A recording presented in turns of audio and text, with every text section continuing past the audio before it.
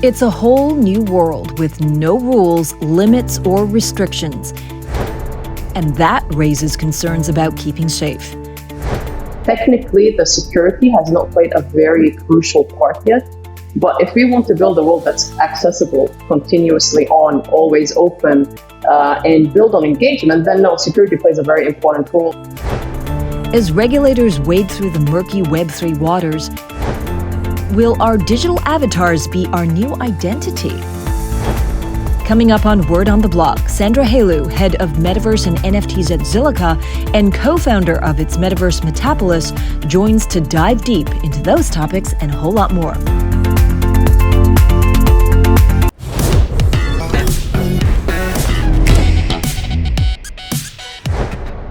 Imagine, if you will, a virtual world where you could be whoever you wanted to be, where no one is bound by which country, religion, or sex they were born into, or which language they speak, or how they look, where you could jam with your favorite guitarist halfway around the world without getting off your couch, or even attend a graduation ceremony in your PJs. There's a lot of stuff that you can do in the metaverse.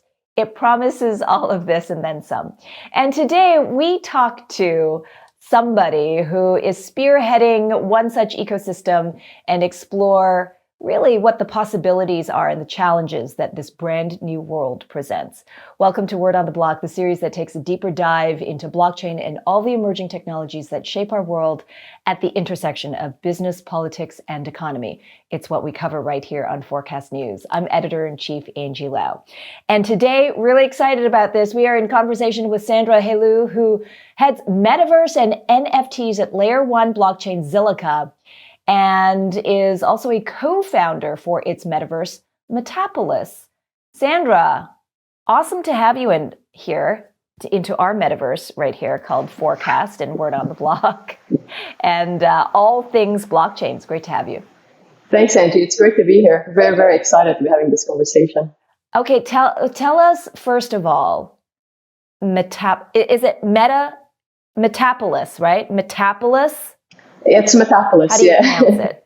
Metapolis, but a lot of people pronounce it Metapolis. So, either way, it still works. It's the end goal that matters, right? It's the end goal, but it's the meta that I think is the root phrase that anchors the Metapolis. Tell us about it. Why co-found this metaverse? What's important in the metaverse to what you're building at Zilliqa? Sure. I guess the best way to answer this question is that initially, if we look at how, as humans, we've kind of progressed with the technology that's available, every, couple of years, we would hit a point where we would need to iterate to the next feature that would allow further engagement for people to interact, connect, and engage with each other. So the reason for that is that as we expand and grow, it kind of becomes a bit static and stale how people, communicate with each other. So if you go back to what I guess a lot of people in the industry would refer to as, Web 1, then we evolved into Web 2, and now here we are in Web 3. So Web 3 requires a new iteration of the internet, or the next iteration of the internet, which is exactly what we're building over at Metapolis. So to give you a quick overview of what Metapolis is, we're the first as a service platform. So we operate as a MaaS. We are built on a world-renowned technology stack and powered by a leading L1 blockchain, who, obviously is Zilliqa. Our core focus is to give a data-centric and fully customizable XR experience, which is accessible through web, AR, and VR. So we want to make sure that people can access this world, the metaverse that we build, through any medium that they want to build, connect, and engage in. Our vision, obviously, is to bridge the gap between the physical and the digital. It's not at all to gamify the future of interaction. While gamification is a core aspect of what the engagement could be, it's not the core focus, because for us, what's also important is that people who are looking at bridging the physical with the digital also need to belong and have their communities and their end user have a place pretty much to just interact and have a communication with each other. So that's pretty much Metapolis in a nutshell, and the vision that we want to bring out to the market and to people. Metapolis is all about and what we can experience? Angie, I could probably go a step further and do something better, and maybe we can host another session in Metapolis, and your avatar can be presenting. This is the beauty of it, right? Is that we can push boundaries and we can go as far as we want. We can definitely give a demo and some videos of what Metapolis looks like. I do want to make the point, though, again, is that because we operate as a metaverse as a service platform, the experiences that the end user would interact with would be what our clients are bringing to market. So I guess a perfect example to make this easier for the audience to kind of grasp it is when using Shopify, right? You enter the e-commerce store that's built on Shopify. You don't actually enter into the Shopify business. And it's exactly the same. The reason for that is, and we have a very good reason, is that if everyone out there is building a metaverse on a different layer or with different standards, then chances are that engagement is going to be lowered. Because imagine if every time you had to visit a website, you had to change browsers. Chances are you probably wouldn't do that, right? You'd stick to what you're familiar with and what you know. So we want to make it a very positive, engaged world that's open for all and borderless. So we operate as a service that puts out metaverses for our clients, brands, and individuals that are looking at engaging with Web3. Another reason also that I really want to mention is because safety is at the core of what we do. We take on board everything that has to do with harassment, bullying, grooming. So for us, we believe that decentralization can exist with accountability. And that's why it's important for us that the avatar plays a very important role in the future that we bring out. And while not everyone has the same technological background to do that, our team comes from a very deep tech background. So it's very trustworthy and everything is out in the open for people to ask questions and investigate more if they need to. I think that's such an important aspect of it because quite often you think about wanting to be in the metaverse and you don't think about the security issues and all of those aspects. As you take that into account, how much do the corporates also are mindful of those things, want to make sure that this is a safe environment for people? I think right now we're at that perfect border where people are still caught up in, dare I say, hype of what the metaverse is and what it could be. A lot of what we experience right now are still gamified worlds. Technically, they're not really engaging in what could become the next iteration of the internet that can be long-standing and continue into, I don't know, maybe when we go to Web 4 or as, I forgot his name, Jack Dorsey said Web 6 or Web 5 or wherever he was back then. So for us right now, right, people are still interested and they're still exploring what the metaverse could become. And that's happening through these gamified worlds. So technically, the security has not played a very crucial part yet.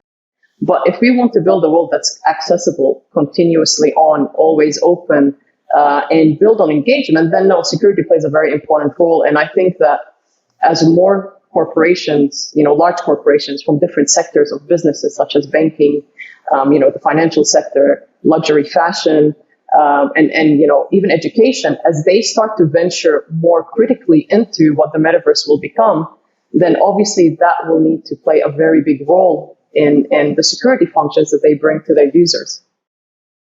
I note that Metapolis was unveiled in Miami just a couple of months ago at the beginning of April with more than 500 entrepreneurs and CEOs at the launch. So congratulations. What were they excited to see? And what were some of the brands out there that were looking to create more immersive digital experiences that Metapolis potentially we could see helping them create those experiences for us? Yeah. For us, it was a very big point of celebration. The number of people definitely exceeded what we had expected because the interest was just so large and extremely high. What people were mostly excited about was obviously the immersive experience that we put on for them. We showed them how to actually live in the metaverse, what that could look like. We took them through a series of experiences, from the entry point up until the exit, of what that could be and what are the services and the features that Metapolis is bringing to the market. Now, for Metapolis, we have been very, very careful about curating the partners that we work with, and we are doing this for a reason, because for us, the core focus isn't to go to market and make wave. We are working very heavily behind the scenes on, growing the technology or making sure that we build avatars and standards at the level that they are expected and required. So we recently became a principal member of the Metaverse Standard Forum. And to us, that's very important because it's bringing together all the large corporations, all the large organizations that people already know, and they're, very familiar with the name. But the beauty of Web3 is that it allows for innovators and tech entrepreneurs to enter the space and have discussions with these large organizations that previously there wasn't the access point that occurred, right? So now we have a very big role to play in the future of the metaverse and what it could become. So we're very excited about that. Well, I mean, you describe Metapolis as the next internet. We know you're aiming to launch a multi-chain wallet app in October, version 2 of your VR experiences in March of next year. What's the upcoming experiences that we can expect? What's the roadmap? We still haven't really gone to market with a lot of what we have prepared and planned. And again, there's a reason for that. It's because we are fine-tuning and just making sure that it is, spick span and ready to go. We do have some very large announcements that are up and coming, and I believe everything you just mentioned is already visible on our website. So people who venture into the Metapolis site, they can see the roadmap that we've mentioned. We are and have worked towards that, and now we're pushing the boundaries a bit more and just taking it further than that. But I don't want to overstep and give people insight before any of our PR agency does that. So I'm just going to keep it all in and hope that they keep following the news. Well, hey, that's our job here, is to ask questions and find out before everyone else. In a way, we are doing that right now with Sandra, and it's fantastic. Sandra, stay right there, because when we come back after the short break, we're going to talk all about the challenges and gray areas that one encounters in the virtual world and how we should navigate when we come back. After the break, keeping bad behavior in check in the metaverse. Crime within the blockchain space has actually gone down massively. I mean, previously from what it was, and a lot of people are now moving more towards being doxxed and about being known. So as end users and, thought leaders, action leaders, and influencers within the space, they've been also pushing for more people to be more transparent in what they are building and what they're bringing to market. And later, building the Metapolis when Word on the Block returns. If you don't understand the future, you'll never see your place in it. Introducing Forkast+, covering all things blockchain, independent reporting, insights, and access from Asia to the world. We cut through the noise where technology, insights, and access meet, where smart conversations happen. Make friends with disruption. Forkast+.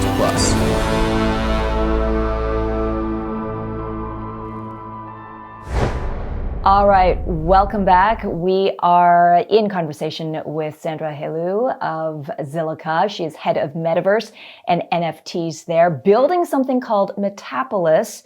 This is the big Metaverse project that is using Zilliqa Layer 1 protocol to really create worlds for enterprise. And that's really the distinction.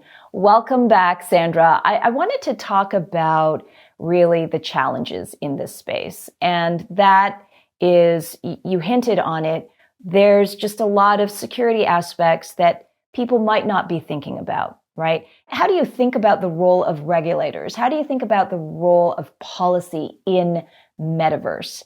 And how do you balance all of that as you build out Metapolis? Sure. If you don't mind, I'd kind of like to answer that in maybe 3 different ways. So firstly, I kind of want to tackle the perspective that people have about Web3 or blockchain in general. And it's actually really exciting that this is one of the questions that you asked me, because I had recently just finished writing about confirmation bias and what that means. So confirmation bias is how people perceive a belief that they have due to the initial or original information that they had gathered and built on it, right?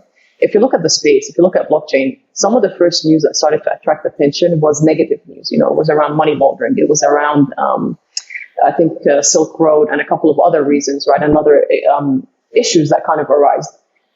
people had already kind of built that idea around, okay, so blockchain could equal money laundering, it could equal this and that. And the reason why I'm bringing this up is that recently I saw a study was brought out by Monash University in Australia that said that there would be harsher laws applied to people in the crypto space because apparently you need to be very smart to execute on a crypto on a crypto problem.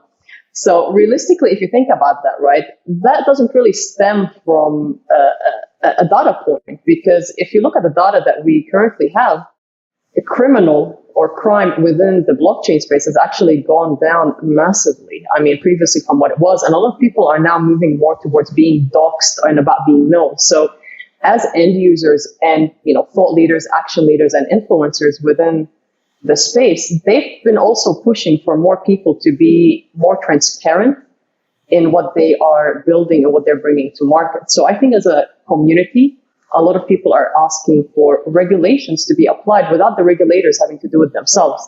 So, which kind of brings me on to my next point, which is rules and regulations that need to apply within the metaverse and within the NFT space. This cannot be done by people who are still focusing on a Web 2 and a Web 1 vision, because the rules and ways of engagement in Web 3 differ completely.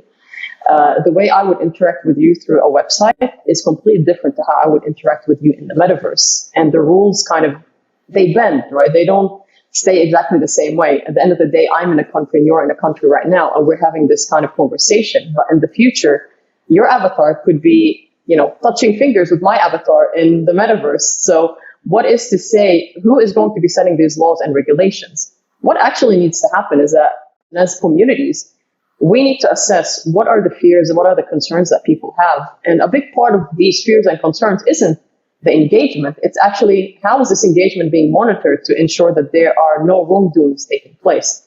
And I'm purely speaking about in metaverse right now, which is why for us, again, it's very important that the avatar is linked to your identity, because that digital identity will then be able to transcend from metaverse to metaverse, from platform to platform. And you would be able to interact, engage with, a multitude of people from different countries, from speaking different languages, without there being a concern for any wrongdoing. But at the end of the day, it all really just comes down to education on the space, because there are a lot of great innovations taking place. But if people continue having this pre-perceived bias towards what Web3 or blockchain is, then it'll be difficult to get from point A to point B. And at the end of the day, I think we all need to understand that 100% you cannot make everyone happy. So there will always be issues somewhere or another. The growth only can go so far if the experiences are positive. Once there are negative experiences that are even at an individual level, that concern, that hesitation, that apprehension really stops that growth. And I wonder what the role of the regulator is in the world of metaverse. Have you thought about that? Do you engage with regulators? And what might those regulators be concerned about? Is this a consumer protection conversation? Is this a goods and services conversation? What are the rails that you hope to, engage in that allows people to feel like they could safely interact in Metapolis? I think I'd like to refer to this as kind of like a firework effect, because, when you set off fireworks, they look beautiful and they light up the sky and you're like, wow, this is amazing. But then again, they're like sharding off in different directions. And this is exactly what the space is like right now, right? Because you have regulators that are talking about crypto, regulators talking about blockchain, regulators talking about NFTs, and regulators talking about metaverse. There isn't one solid approach yet to how can we regulate the space, and does the space need regulation, and if we do it, who is regulating it? Which is a very good question that you asked. Who is regulating the space? Because is there a core body that is going to be doing that, and if so, what is their background? What do they know? Where are they coming from? So to answer your question, I guess the best way to say it is, are we in talks with regulators? We are in talks with people who understand the space. So if we're dealing with music industry, we do talk to lawyers and, regulators of IP for music. If we are dealing with luxury fashion, then we talk to people who are aware of the luxury fashion industry and how to bring it into the metaverse. So everything we do is done legally and properly. And that's because our goal is not only to protect a brand entering the metaverse, it's also to protect the end consumer. But to kind of answer the question about the broader space, it's a bit difficult for me because every country has its rules and regulations right now. There isn't one unified body doing that. So the space does need to mature, and that's perfectly fine. And I think people need to understand that we are still extremely early. I think when the internet first came out, people didn't expect it to be where we are right now. This is the time now where we test, we go back to the drawing board, we test, we go back to the drawing board, and we see what works, what doesn't. And that's how you build a beautiful future. Amen to that. Well, let's hold on to that thought, because when we come back, Sandra, I want to talk about how Metaverse can really create immersive virtual reality experiences that enhance what we're experiencing right now from Web 2 to Web 3 and beyond when we come back. On the other side, your digital avatar giving you VIP access? More when we come back.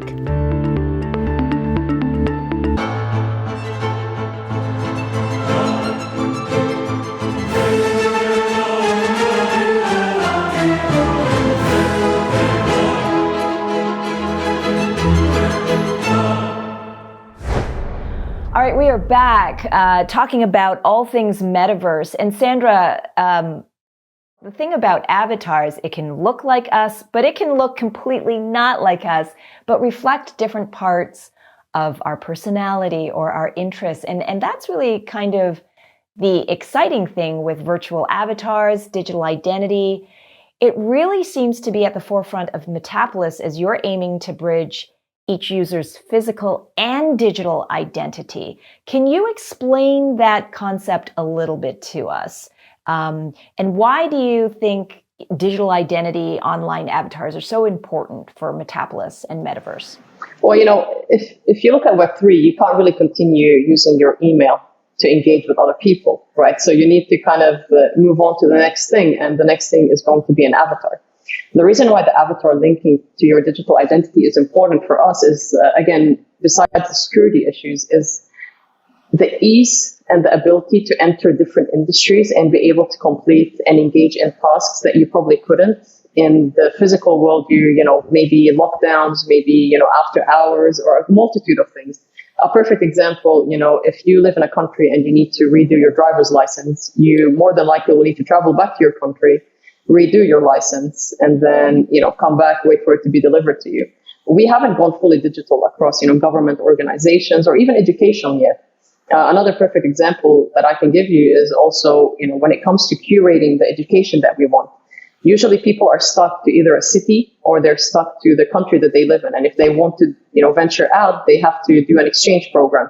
Not everyone has the means to do that or the ability to even, have that access. The same opportunities could belong to them and should. So for us, this is why the avatar plays an important role, because it is a representation of who you are in the physical world, translated into the digital world. Now, by me saying that, by the way, that doesn't have to be the future for everyone. There are some people who sometimes like to hide behind, an avatar, ironically. So for people who wish to do that, there will be other worlds for them where they can still, gamify that approach and they can belong to it, similar to a Decentraland or a Sandbox. But for us, because we want to bridge that gap and we want to bring true engagement and utility to our brands and our end users, the avatar plays a very important role in connecting the end user to its digital self. Well, you've just opened the doors for what future applications could be. Obviously, there's so much promise to that. What about the physical world? I note that you guys just had International Yoga Day in the Metapolis. Like, how does health and wellness work in the metaverse? Health and wellness is probably one of the most exciting industries for me, because I think as more people move towards remote work, you're going to notice that there's going to need to be incentivization applied on how you can keep them active. I'm personally massive into health and wellness and how that can connect. So we are not looking at replacing the physical world. If anything, we want to make it better. When you go to a yoga class, or when any individual goes to a yoga class, we want that experience to also transcend with them back into the metaverse and what they're doing. Meaning, my identity, if it's linked to my avatar, if I go and complete a bike ride right now, I could level up my avatar and I can unlock certain features into, let's say, a gym membership that I had applied for. If I go on if I go travel, right? If I go on a tour and I do over 30,000 steps, I don't know where I went to do that, but I could also unlock some features that could give me VIP access, that could give me discounts, that could allow me to, interact with other people and other communities. So in fact, what we're looking at doing is the exact opposite of replacing the physical world. If anything, we want to integrate AR technology into it. We want to make sure that you are able to benefit in both worlds, because to us, there shouldn't be a disconnect, right? I mean, right now, when you look at a book, right, the engagement is there because you're reading the words and you're taking in a story. But if this book can be brought to life through an experience that you can walk through in a city that's built around each chapter, imagine the integration and the level of engagement that people can actually bring to life. I mean, it's mind-blowing. And to be honest, for me, this is where the excitement lies. It's not taking people and putting them behind their screens. It's telling them, go out into the real world, but at the same time, have the ability to engage with the real world in the digital world. It almost, in an odd way, enhances by gamifying to a degree in the metaverse what you should be doing in real life. As you were explaining the health and wellness, I imagine every insurance executive in the world's ears are probably perking up. I mean, talk about how to directly reward your customer and bring down their premiums because they don't smoke, they're healthy, they exercise, and it's all verified. The future is what you're building right now. So what can we expect to see that will be meaningful for us in a couple of years' time?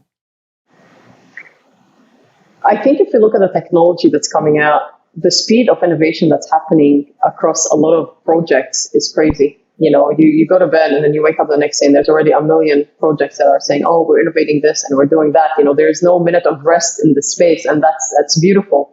I think for me, the main excitement comes from when mass adoption starts to slowly occur across various industries and people realize that, this technology is going to improve their life because, and just going back to the example that you gave, a lot of people fear that, there's going to be cardiac arrest happening from people just purely sitting down on their computer. But again, it's the exact opposite, because the more you engage with the physical, you have the ability to unlock the digital. And that's if strategy is done right for any industry that's looking to enter the metaverse. So technology is growing massively, and the abilities that we can bring to market are beyond anything that anyone could imagine across many verticals. Even now, yesterday I was reading an article and again, I want to mention Australia here, is that in New South Wales right now, they are rolling out a structure level where they evaluate the reliability of a building, meaning that you have a building score to know where the products are from. Is the building safe? And it's all done on blockchain. It's all verified on blockchain. Just like you get a star rating when you buy a washing machine or a fridge, now you get a star rating for buildings that you can belong in. So the future is actually allowing for people to interact and engage with each other in a way where they can make more precise, more considerate, and more health-wise focused decisions. So if anything, rather than looking at the space with your fear mask on, look at it with an open perspective, because not everything that sounds bad is actually bad. Sometimes all you have to do is just educate yourself and talk to the right people who are actually out there doing it, because that's all it takes. Just communication, collaboration, and education. I love that. And also just taking that individual responsibility that you too can participate. This is a world we're all building right now. And so if you feel it could be better, this is that opportunity right now. The world is our oyster. Sandra, thank you for bringing us inside this world that you're creating for everyone and how everyone can also participate. It's fascinating to hear really at the base level what we're probably all going to be experiencing in the decades to come. It was a real pleasure having you on. Thanks for being our tour guide. Thank you so much, Angie. It's been a pleasure. And thank you, everyone, for joining us on this latest episode of Word on the Block. I'm Angie Lau, Forkast Editor-in-Chief. Until the next time.